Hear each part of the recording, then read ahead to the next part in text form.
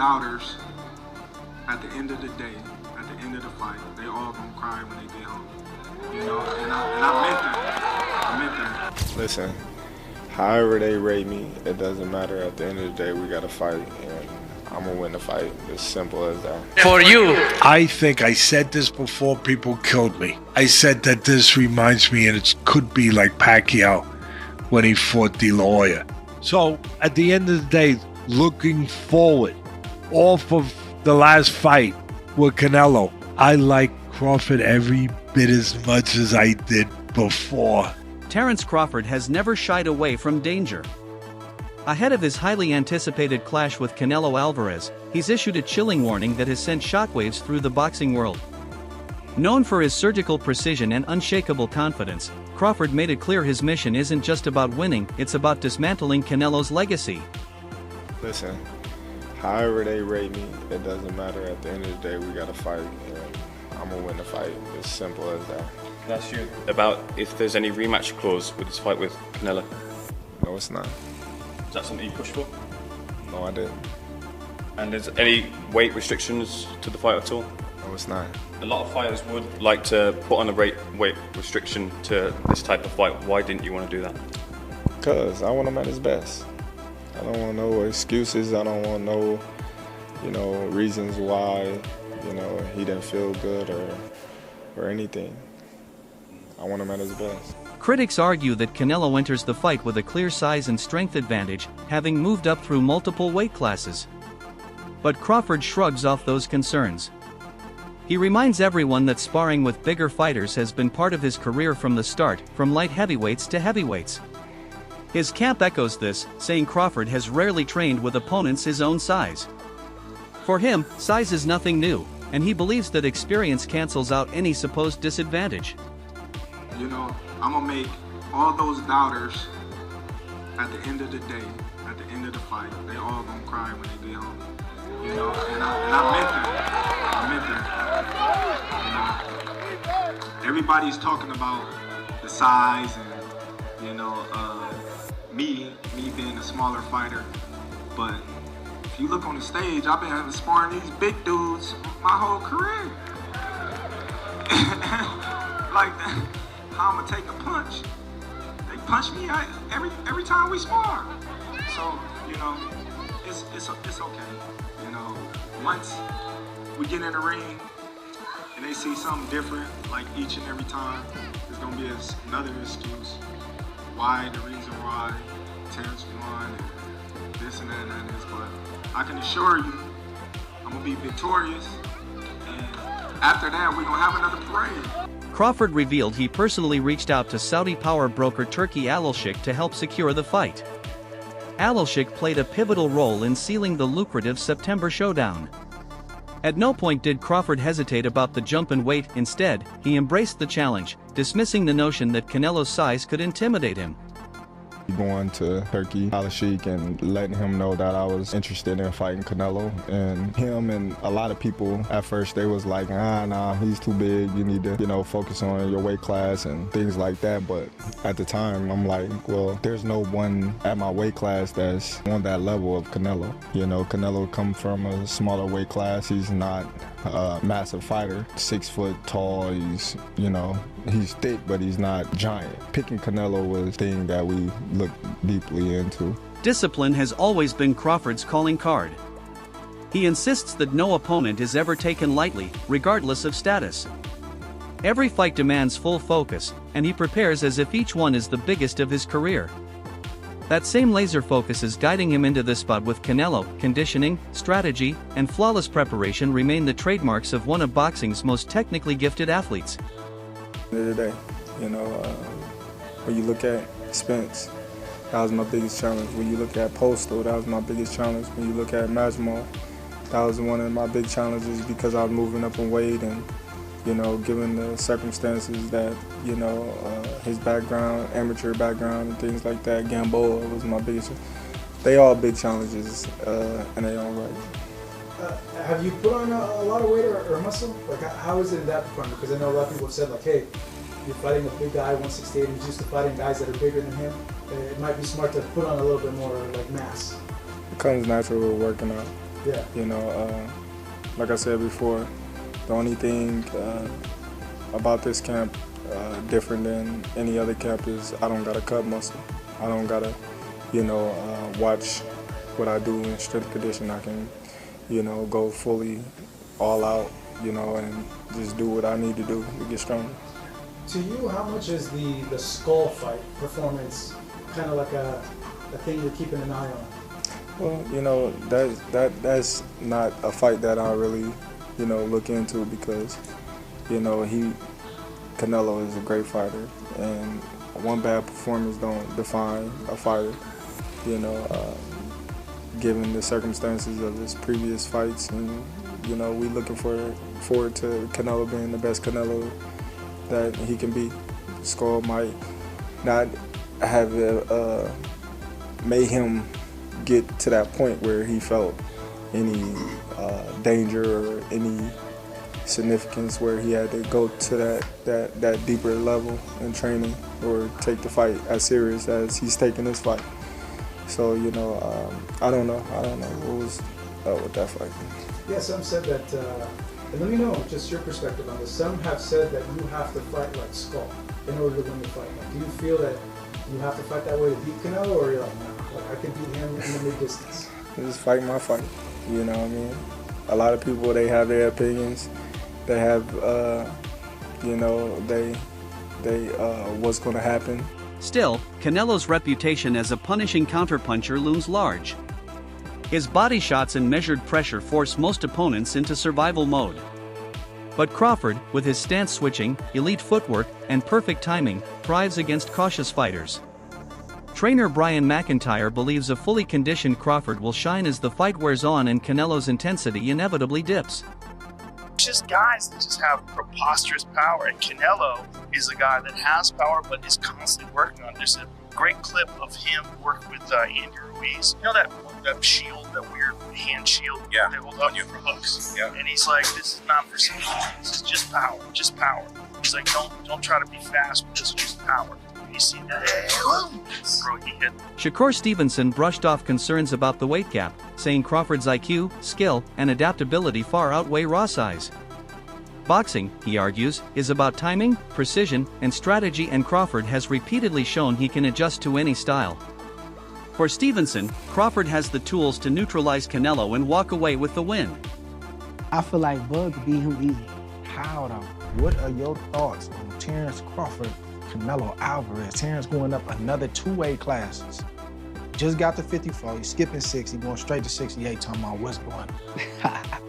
I feel like once he beat Canelo, that will be like one of the greatest resumes in boxing ever, just because of the fact that he's going up 2 divisions just to fight this guy, and this guy's bigger than him. And not only did you just crush Errol Spence, but you go out there and the way that he beats Canelo too. If he go out there and just dominate and make it an easy fight, honestly, I think that's gonna be like one of the best resumes I ever seen. But as far as the fight, I feel like Bud could beat him easy. How though? Don't give me everything, just how is it? For me, it's a blueprint already. Floyd was a lot smaller than Canelo when he fought him. You keep Canelo on the outside. I ain't gonna even say too much, but you keep him on the outside and make it easy. Olympic bronze medalist Omari Jones notes Crawford's added weight isn't cosmetic, it's purposeful. Instead of bulking recklessly, Crawford has reshaped his body through focused training. Combined with his discipline and technical mastery, this transformation makes him a real threat at super middleweight. Jones views the fight as proof of Crawford's relentless drive to push his limits against one of boxing's most dangerous champions. He's pretty big. You don't think that's going to be a disadvantage for him in this fight? No, it looked like he put it on the right way. The nutrition, like I said, the training. Crawford, he trains hard, so I feel like, I know they say he probably went up to like 185, so he has to lose that weight. But I think if he did it the right way, which I know he did, he'll be successful in September. And I know, like we discussed earlier, we talked with your pro debut, and now you're 3-0. Your last fight, July 19th against Blanco, and it was actually your 3rd win by knockout. Yes. Super proud of you. How are you feeling about your pro career so far? I'm feeling great about my pro career. I definitely feel like it's off to a great start. My pro debut in my hometown, and then I was my second fight, Atlantic City on the Boots card, and then my third fight on the Ben Rodriguez undercard. So Matchroom and Eddie Hearn, they're putting me on these cards, shining light on me, giving me the TV time to put on for my fans, and I feel like I've been doing that. Analysts have raised questions about Canelo's recent performances, pointing out his slower pace and lower output. Against William Skull in Riyadh, for instance, Canelo threw just 152 punches, his second lowest total ever recorded in a 12-round fight. Crawford, by contrast, brings a dynamic arsenal, fluid stance switches, sharp angles, and unmatched ring IQ. His versatility could overwhelm a Canelo who's grown increasingly methodical. Knocks him the hell out. We see Inoue against lesser competition. He knocks him the hell out. Canelo doesn't finish these guys, and he doesn't look good beating them. You know, shout out to the judges. The judges make Canelo look good for the past 6 fights. And so now we sit here, you know, what is Canelo going to do against Crawford? And while some of you are saying, you know, domination and weight, really the only thing that I hear is his weight, his power, his weight, his power, his weight, his power. And that's all that he has. But when I get to talking about Crawford, we'll dive into that. Well, to Byron's point, the last quality, super quality fight that Canelo had was against Dimitri Bivol, and we all know what happened with that. You know, no, I thought Caleb Plant was a good opponent. Oh, I thought Caleb Plant was a good opponent. Well, it was Caleb Plant, then it was Bivol. Yeah, right. Plant, then Bivol. Well, don't forget to point out that Bivol came down, right? No, that was 175. Canelo went up. Canelo went up. So that kind of puts Canelo at a disadvantage, right? He tested. Yeah, I mean, if you want to say that, right? if you want to say that, I mean, you know, I can. But I mean, I'm not saying that that's an excuse for him for losing. I'm just saying, hey, you know, if you're gonna test yourself to be great, you gotta wear the consequence. So let me ask. So no, you're right, 100%. But let me ask you a question. I'm just asking because I don't know. Like, so when you watching that fight, did you think it was a weight issue, or did you think it was more of a skill and boxing thing when watching that fight with Bivol and Canelo? I thought he was outclassed. I agree. It was outclassed. And it looked like he was being outclassed by basic fundamental boxing. Yeah. That's what I'm saying. So that was my point. That's what I'm trying. I don't think Bivol's weight had anything to do with him because Bivol's not a knockout artist. And this legendary power that y'all speak of, this ass-taking Zeus god power that he has, it did not show in that fight. Like he landed power shots and Bivol still put him at the end of that jab and did whatever the hell he wanted to. He did land power shots, but you know, I mean, let's be fair, right? If you got a bigger guy, his punch absorbing is gonna be, you know, more than a small. Ryan Garcia offered a respectful but realistic take. He praised Crawford's defense, movement, and ability to frustrate opponents, but ultimately sided with Canelo. In Garcia's view, Canelo's size, power, and durability will allow him to absorb Crawford's best shots and impose his will as the fight drags on. Crawford Canelo, Ryan. Keep it a stack. This is the fight of the century. Everybody's talking. I know. How do you see it, man? Man, I really see. I see that Bud's gonna do good. He's gonna do good, but I don't think he's gonna win. But I do see Bud like getting a lot of punches off, being able to tag Canelo with some good shots, but they have no effect. That's the thing. He has the best chin that I've ever seen. And nothing moves his head. Yeah, I've never. So I seen one time Triple G hit him and he kind of like, and then he's right back on it. Bro, that's the thing. Like, I know he's gonna be able to hit Canelo because I've seen Canelo in sparring where he like, not that he's getting hit. Well, he is getting hit, but it's so ineffective that what he's doing is just he imposing himself too well, and I see that happening. Yeah. Like, don't get me wrong, Crawford is a great fighter. I think he's one of the best. I just think that he's biting a little bit more than he could chew. But you never know. If anybody can do it, it could be Crawford. You know, I do see him like when he fights. I'm like, damn, how do you beat this guy? You know, he could do it all. He could box. He could bang. He could, you know, step on the gas when he needs to. He could, you know, he could do everything. The only thing I see is sometimes he gets cracked with some crazy ass shots. But other than that, I mean, he's really one of the most complete fighters I've seen in my life. Crawford's recent physique has fueled buzz online. Photos show a noticeably stronger build, broader shoulders, defined abs, and a chiseled frame. To fans and analysts, this signals he isn't stepping in undersized, but physically primed to face bigger men. What's good, YouTube? It's your boy, Blue Blood Sports TV, and I'm back at y'all with another one. So y'all see it, man. Terence Bud Crawford is absolutely ripped, absolutely shredded. What looks to be about 175. Now he fights next Saturday, a week out from the fight.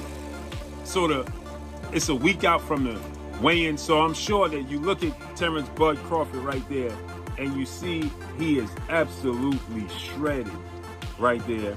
And this is a week before the weigh-in, right? So I'm pretty sure he's probably weighing about 174, something of that magnitude, maybe about 173. 175 is probably the max he is at right now, because obviously the weight is at 168, and he's a week out. So he might be around 173, drop 5 pounds next Friday for the weigh-in. Omari Jones doubled down, highlighting that Crawford's physical changes weren't for show but for purpose. This strategic transformation, paired with his long-standing discipline, positions him not just to compete but to excel at super middleweight. Jones calls the fight a true testament to Crawford's dedication.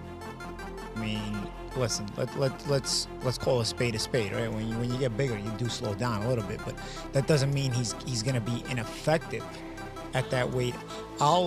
I think it's a bona fide good point to make. Sometimes it does wind up that way, but I'll give you Roy Jones Jr. Roy Jones Jr. Put on weight, was muscular as he moved up the weight classes, and it didn't affect him. Good old Manny Pacquiao did the same thing, So there's times where it affects, and there's times where I guess if you put it on the right way. Only Crawford knows it because the way he's training, right? Because you're going to be sparring with this added weight. You're going to be doing the boxing training with this added weight. So you're going to know how to, maybe taper it down if you need to, or keep it going. Max Kellerman broke the matchup down in technical detail, pointing to Crawford's jab as one of the most accurate and effective weapons in modern boxing. Once a strength of Canelo's, Kellerman notes that Alvarez's jab has declined, leaving Crawford with a clear edge in controlling range. He also praised Crawford's ability to make real-time adjustments, a skill that could prove decisive in a battle of high IQ fighters. Crawford. Best defense. Crawford. Nowadays, Crawford. I would say early in the fight, Canelo. And earlier in his career, Canelo. But he hasn't been that kind of fighter in recent years. Although Crawford is also hittable. With any fighter, when you talk about their defense, the question is not, can they be hit with a shot? You take punches. Everyone, the greatest defensive fighters ever get hit. Pernell Whitaker, Willie Pep, Floyd Mayweather, they all get hit. The question is, can you hit them with combinations? And both guys are hard to hit. With the two-piece, hard to hit. So who has the best footwork out of the two? In terms of cutting off the ring, last fight notwithstanding, Canelo has gotten much better at cutting off the ring. So, the question remains, will Crawford's sharper skills and strategic edge be enough to outclass the naturally bigger, battle-tested Canelo? Or will Alvarez's size, power, and championship pedigree once again prevail?